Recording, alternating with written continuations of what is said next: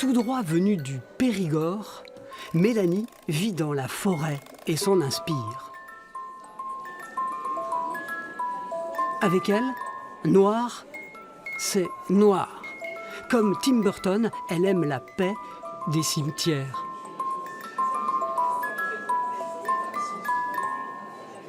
Notre rapport justement avec la mort est un peu faussé parce qu'on ne la voit plus aujourd'hui. On cache tout ça. Et finalement, c'est pas si morbide que ça. La mort, c'est qu'un passage. C'est que juste une autre étape.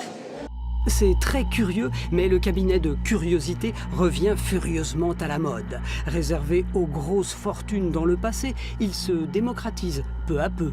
C'est en tout cas un marché en plein essor. Moi, j'ai une clientèle qui est assez basée dans le monde tatouage. Donc des gens qui veulent de la déco pour leur shop.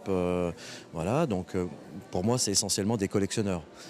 Surtout que le prix peut être de temps en temps un peu élevé. C'est des pièces quand même qui sont assez longues à faire. Qui sont, la fourchette de prix chez vous? C'est entre 300 et 500-600 € à peu près en moyenne.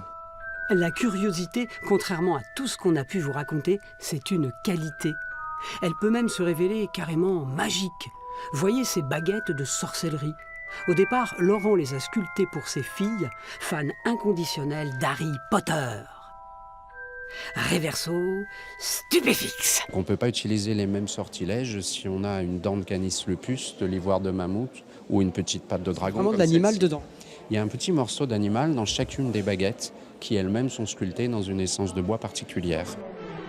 Et il y a toute une catégorie de gens qui sont intéressés par les baguettes. Donc il y a des chefs d'orchestre, des batteurs de batterie dans des groupes de hard rock, des médiums, des chamans, des lithothérapeutes, des druides. En 8 ans, Laurent a sculpté 2168 baguettes. La magie, comme c'est curieux.